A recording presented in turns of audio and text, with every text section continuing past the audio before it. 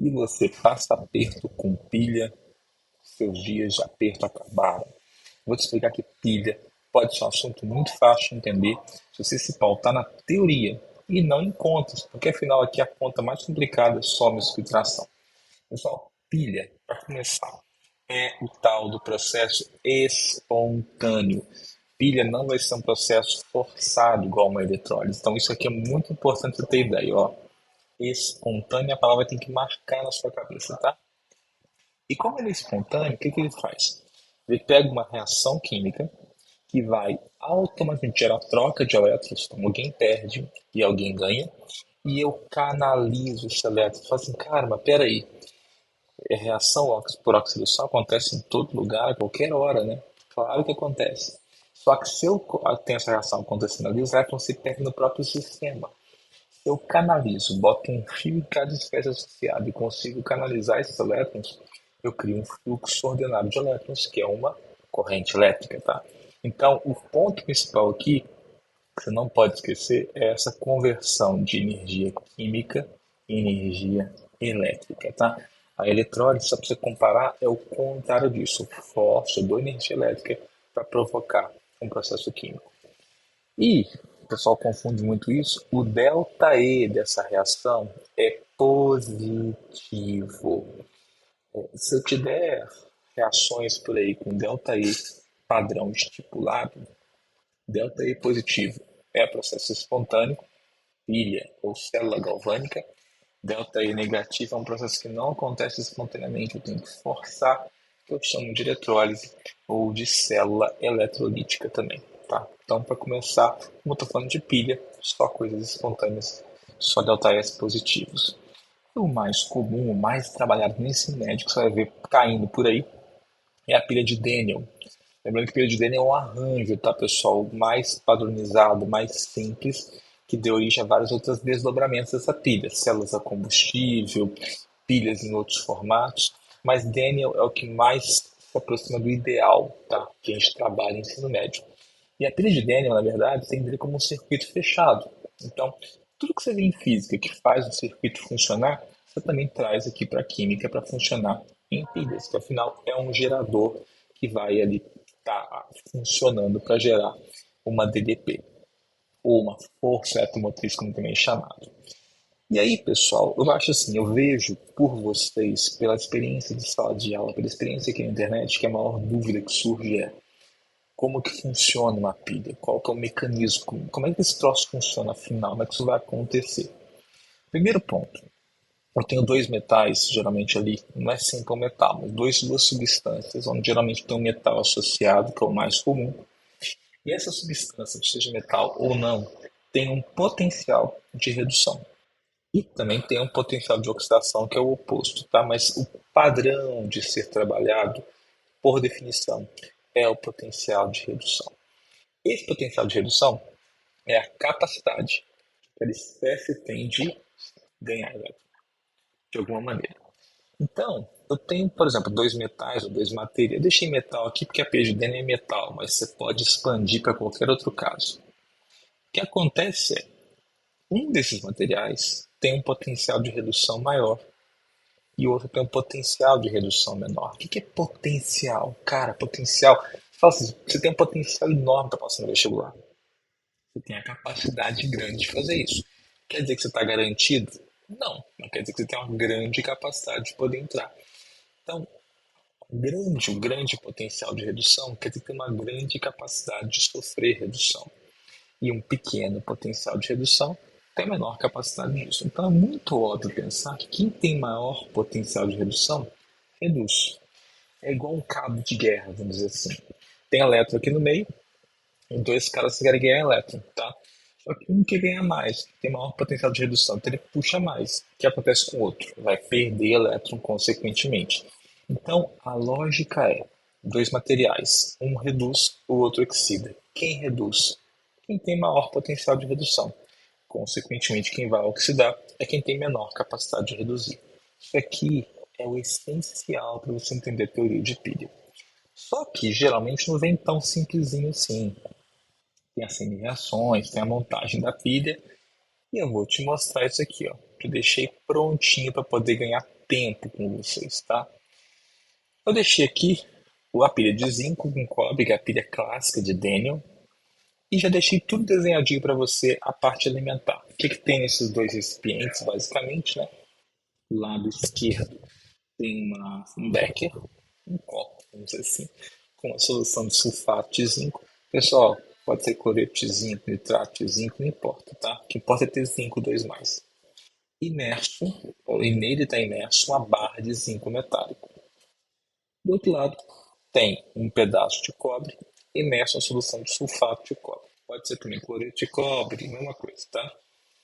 E aí, eu já adiantei para você uma coisa. Tem os potenciais de redução dos dois caras aqui.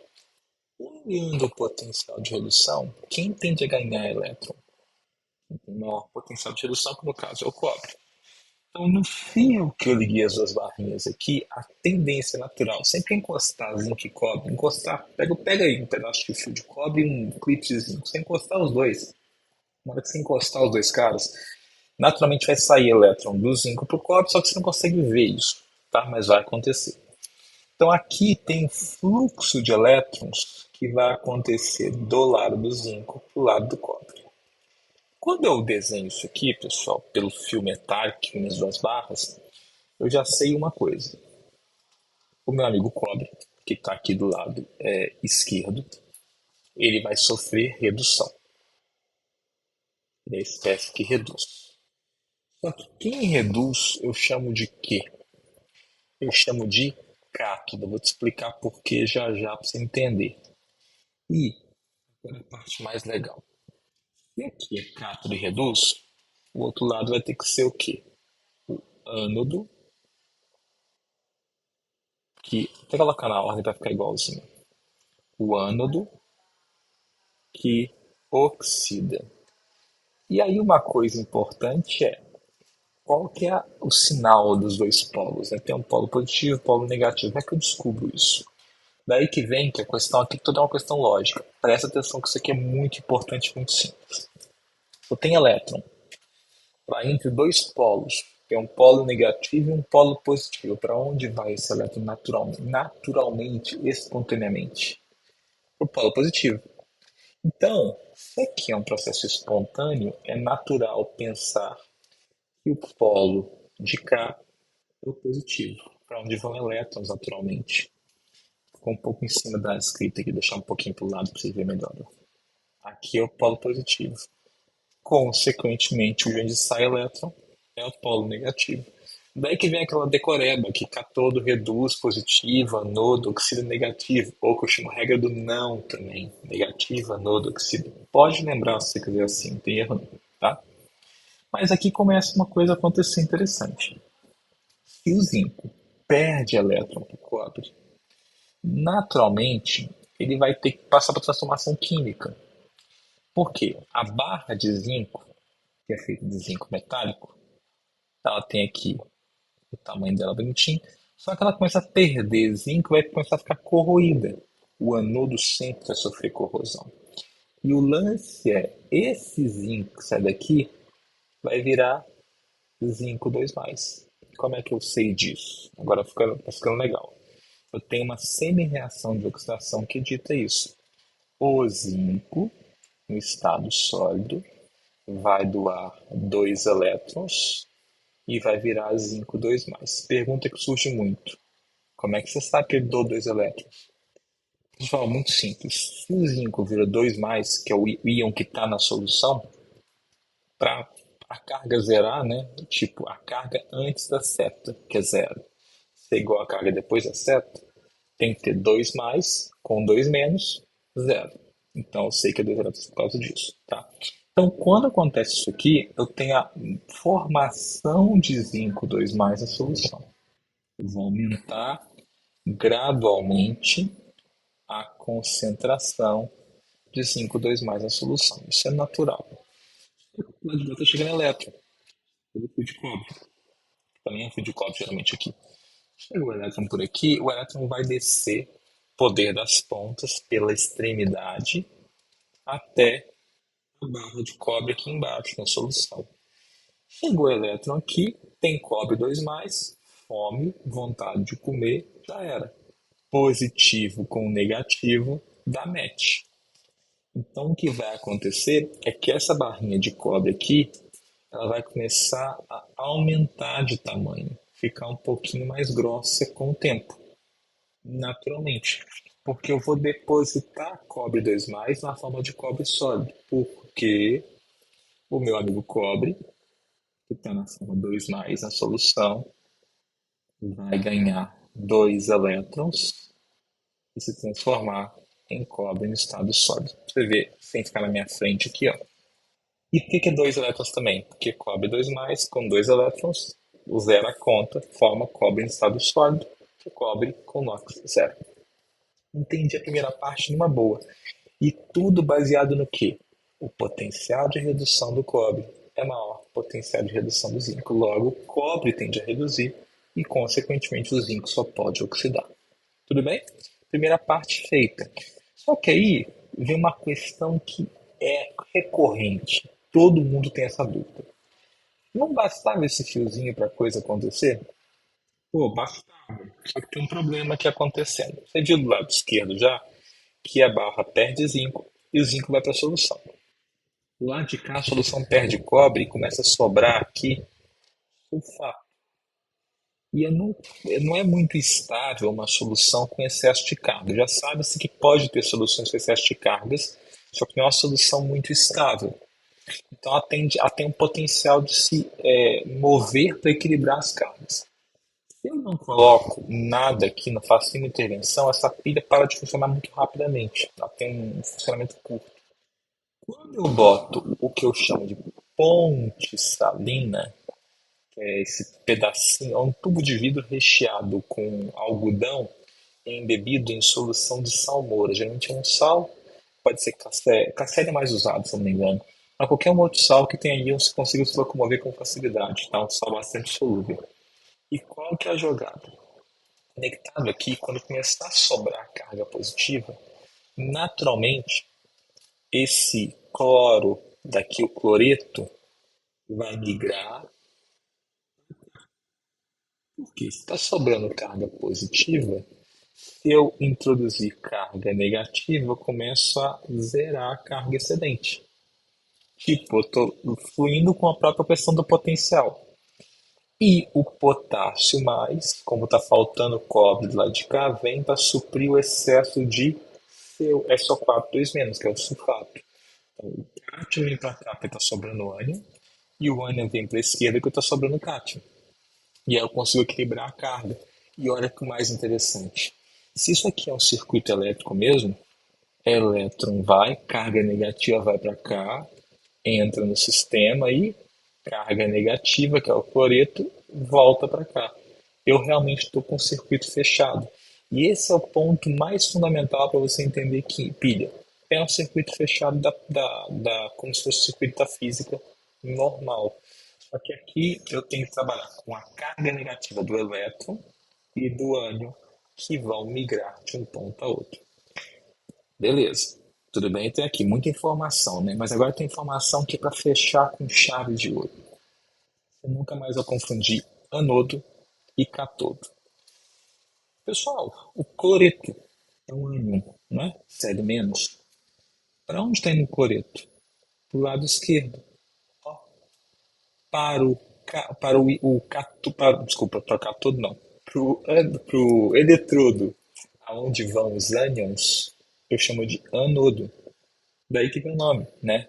Anode, ah, anode, não, desculpa, anion electrode, tá? Para ficar mais fácil falar assim. É o eletrodo para onde vão os ânions. E do lado de cá é o cation electrode, é para onde vão os cátions. Então, o potássio vem para cá, do lado de cá o catodo. O ânion é para lá, do lado de lá o anodo. Acabou. Você não tem nenhum problema, é uma coisa muito lógica. Óbvio, você fala assim, isso é fácil? Não, tem muito detalhe. Mas tudo começa com qual ponto? Gente, quem vai reduzir? Quem tem maior potencial de redução? Elétron vai para lá, então o ânion tem que voltar para cá. Você já quase alinhou todo o processo, tá? E geralmente o anodo perde massa e o cátodo ganha massa nesse processo. Pessoal, o essencial da pilha de Daniel está aqui. Só que tem um detalhe. E um detalhe que o pessoal acha até mais fácil, e eu acho bom isso. Como é que eu sei o potencial dessa pilha? Tem o potencial de redução e de oxidação aqui que eu já coloquei para vocês escrito, né? O jeito para calcular isso aqui, pessoal, é muito simples. O ΔE de uma pilha, ele é dado como potencial de redução maior, que é o do cátodo, se eu falar assim também, menos o potencial de redução menor, que vai ter que ser o do anodo. Então, o ΔI desse processo aqui vai ser, por exemplo, mais 0,34 volts menos 0,76 volts. E aí, esse seu cálculo vai dar que o ΔE vai ser igual a mais 1,10 volt em condições padrão. O essencial aqui. Mas aquele negócio de equação global, eu posso te mostrar isso aqui também. Em pilha isso é cobrado de vez em quando, mas mais na parte de equações de oxidação do que realmente na parte de pilhas. Você tem a semi-reação de oxidação e a de redução prontas, o que você pode fazer? Fazer equação global. Isso é muito simples, pessoal. Você copia a semi-reação de oxidação, que no caso é o zinco, dando 2 elétrons, virando zinco 2 mais. Copia a sua semi-reação de redução, que é cobre 2 mais, unindo 2 elétrons e virando cobre sólido.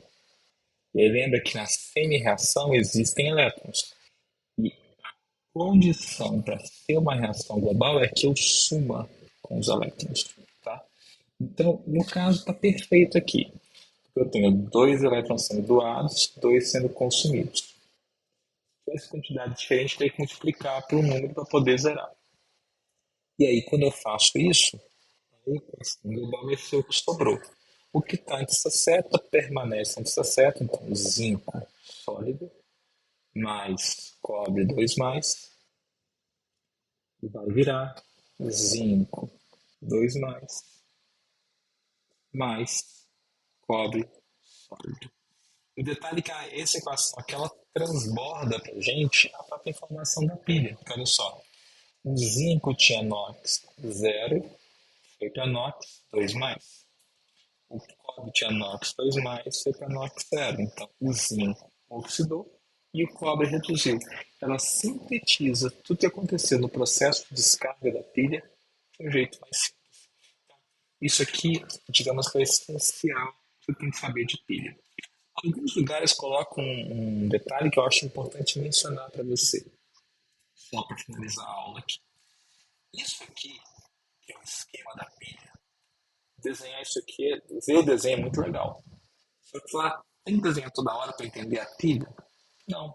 Existe uma representação padrão de uma pilha, que eu vou falar para vocês agora aqui, ó, que eu chamo de notação padrão da pilha. Essa notação, se você souber ler ela, você não tem que desenhar toda hora aquele esqueminha lá de cima. Então vai te poupar um bom trabalho. Tá? Como é que eu faço isso, pessoal? É o seguinte, eu começo pelo anodo, ordem alfabética, lembra disso. Anodo primeiro, cátodo depois. Então eu tenho uma barra de zinco que está em contato com. Essa barrinha quer dizer interface. A barra de zinco está em contato com a solução de zinco 2 mais. Estou em dúvida. Vamos olhar. A barra de zinco está em contato, aqui, ó, o contato dela aqui, ó, com a solução de zinco 2 mais. A solução de zinco 2 mais não está em contato com a de cobre, mas tem uma barra que tem uma interface com a ponte salina. Vou botar essa interface com a ponte salina, um contato. E a ponte salina está em contato com a solução de cobre, então eu boto uma outra interface. Aqui no meio, isso representa, na verdade, a ponte salina. Eu tenho contato com a solução de cobre do cátodo que está em contato com a barra de cobre. Você pode ver aqui em cima. Solução de cobre em contato com a barra de cobre. Então, a notação é simples, ela traduz tudo que está no desenho de um jeito mais simplificado. Lembrando que, não se esqueça disso, antes da ponte salina vem o anodo. Depois das duas barrinhas, que é a ponte salina, vem o catodo. Ordem alfabética. E aqui no meio eu tenho a ponte salina, representado por duas barrinhas. Pessoal, com isso aqui, você faz qualquer coisa que cobrar para você algum conceito de pilha, tá? A essência da interpretação, a essência do conceito de pilha está nessa aula para você poder aproveitar. Tamo junto e até a próxima.